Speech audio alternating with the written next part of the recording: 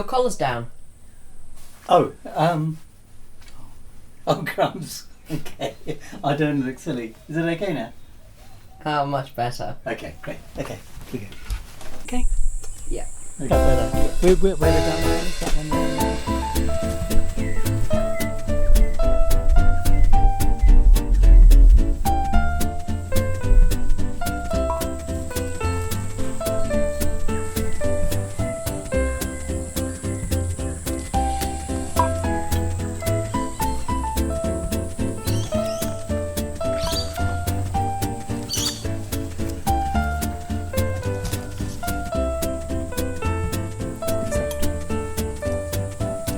Cheesology. Okay, that's enough. Oh.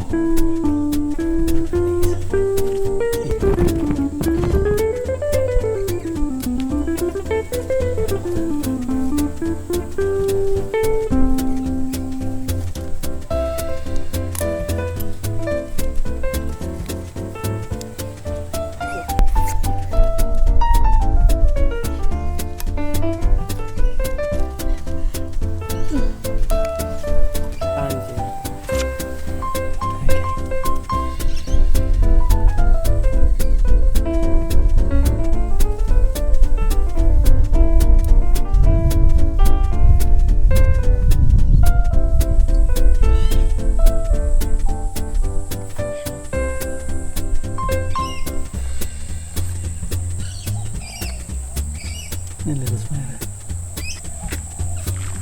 Okay, we have some grapes.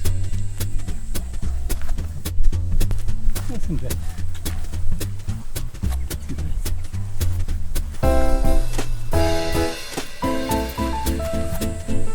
Some grapes here. Some flowers.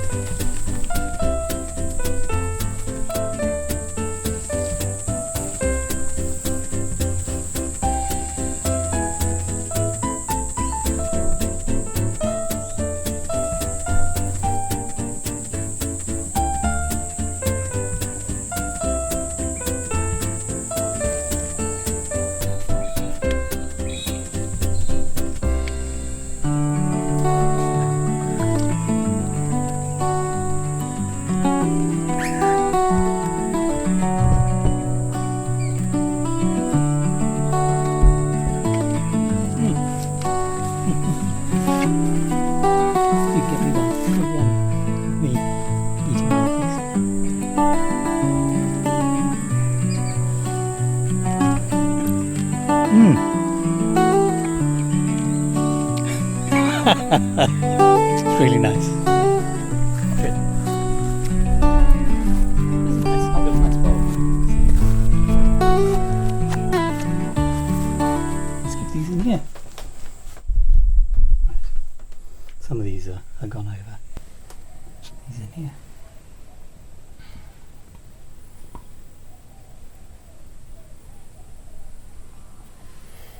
Beautiful, aren't they?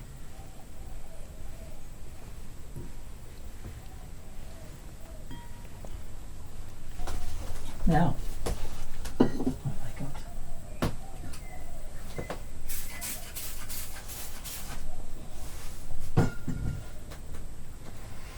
Right, these are from the super. No, I'm going to put this over here, put that over there, put that jiver. Now, you can see me open this up. Kate Harvey Cheese. Okay, Kate makes was a cheese maker and now she has a cheese shop. And it's blooming good. This is Roquefort, which I believe is a sheep's cheese. And it looks like this.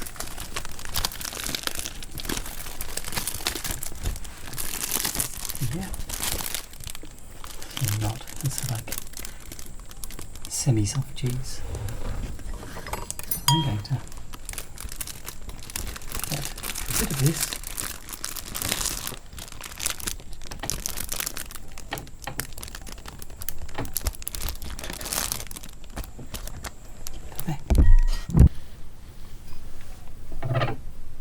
So these are dried grapes.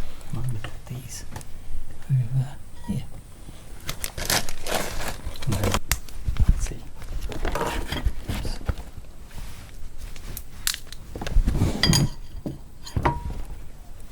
There's a better way of doing this.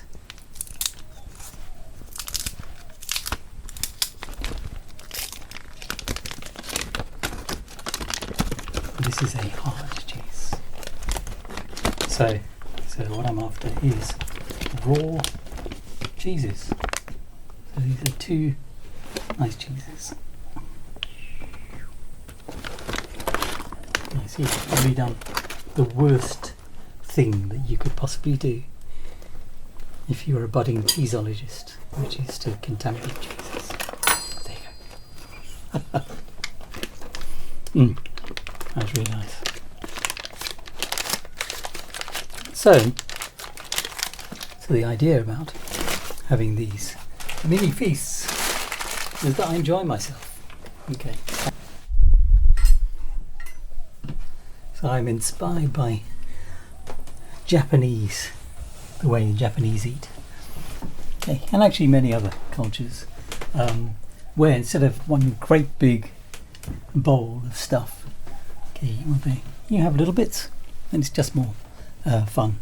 So Indians, I think, they call it thali in Chinese, and for many cultures you have little bowls of things. Okay, and actually it means that you've got lots of variety, but you're not just filling yourself up with loads of food. Okay, and what I find is that, and there's lots of scientific evidence that, okay, when you actually take time, you sit down and you look at your food and you savour it, and you take time to enjoy the moment. So it's not just an afterthought. Okay, you're doing something and then you have sort of stuffing your face there. Okay, you have time to actually really fully enjoy the food, the flavours. Okay, so there's not, okay, compared to the meals I used to have,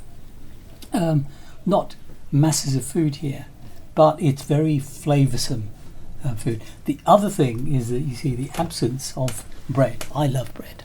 Okay, bread doesn't like me though, because when I eat too much bread, okay, I balloon out like a big blimp.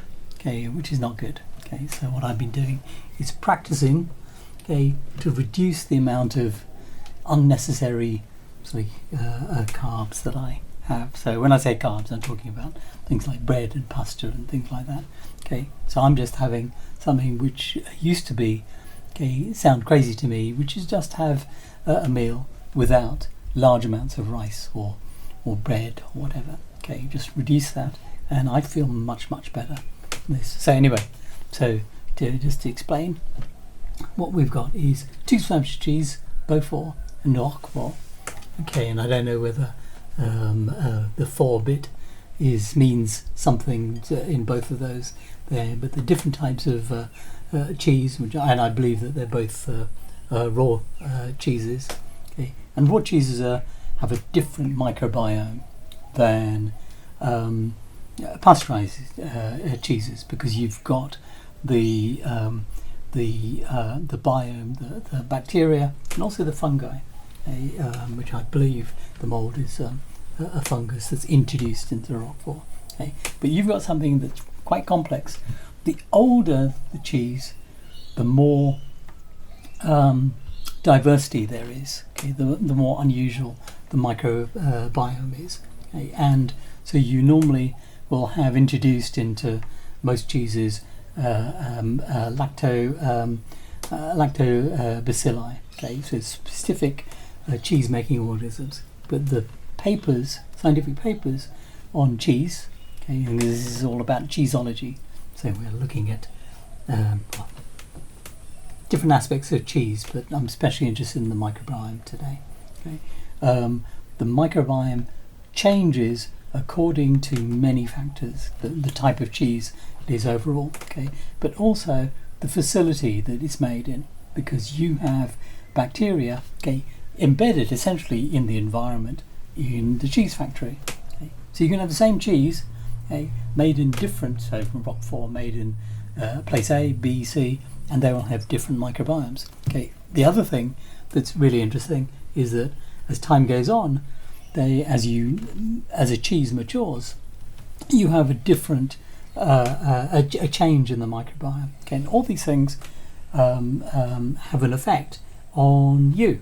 Okay, and there's a paper we'll see later on. Okay, that shows that there is evidence that actually the bacteria, okay, and fungi, I guess, okay, in cheeses can survive your gut, so they can populate, okay, your colon, okay, which is a good place to have populated. What you don't want to do is to have bacteria in the upper gut. Okay, there's also a difference in hard cheeses versus soft cheeses. Okay, and one of the things that you have in many countries is that they insist on having pasteurized milk for the cheese. Okay, except raw cheese is not pasteurized. Okay, and the worry is that raw cheeses are dangerous. Okay, and the evidence that I've seen seems to suggest that, okay, if you have a factory, okay, a cheese making facility that's not used to making raw cheeses, okay, they don't have the training, they don't have the facilities, okay, the hygiene isn't right, then you have a problem with those types of cheeses. However, if it's done right, okay, raw cheese can be absolutely very, very tasty, first of all, and safe. And what's the evidence for that? Well, France, and other countries where you have raw cheeses that are consumed on a regular basis, and people, okay, are fine with it. Okay, and you can argue, well, they're specially adapted to eating raw cheeses. That seems to be an important thing, okay, because if you eat something that you're not used to, then and it affects your microbiome, then that can be that transition can be a difficult thing. Okay? However, okay, if you have raw cheeses from that are produced from cheese producers who are trained in making raw cheeses, okay, and they follow all the safety guidelines, then you can have something that's very safe and exceptionally tasty. Okay, the tasty bit becomes really important because when you have a bland cheese, you just like American cheese, dare I say. Okay, American cheese is a pretend cheese, I think. Okay, it's not really cheese as we know it in Europe, okay, and other parts of the world. Okay, but it's a cheese-like substance. You can say it's a cheese. It's it's a food-like substance, and not particularly good. Okay, so if you want something that's really tasty that has complexity, you have these sort of cheeses. Now, not everyone can eat cheeses made from milk. So these are made. Some of these cheeses I have are made from sheep's milk, okay, or goat's milk, okay, which I actually like. And if they are done properly, they're not smelly or whatever. Because goat's milk, okay, can be very smelly if it's old. Okay, but fresh raw goat's milk is absolutely beautiful. Doesn't have all that effect. Anyway, what was I saying? Sorry, I've confused myself. Anyway, I was saying something really, really interesting. If you can't eat cheeses with milk, nowadays there are some really lovely vegan cheeses.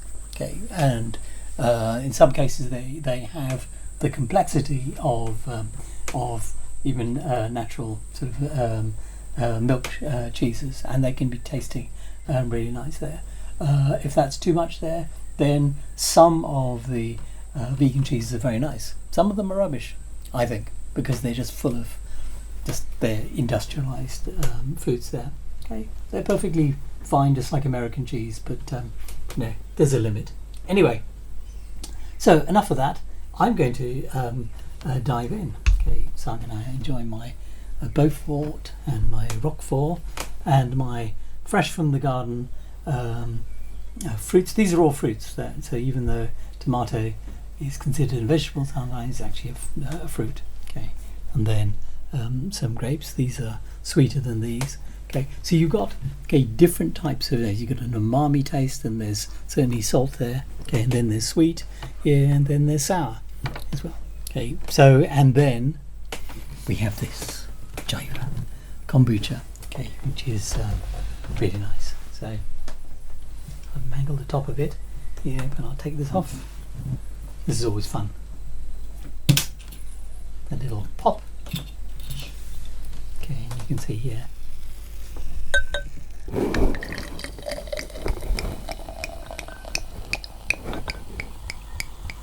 Look at that. Lovely. Yum.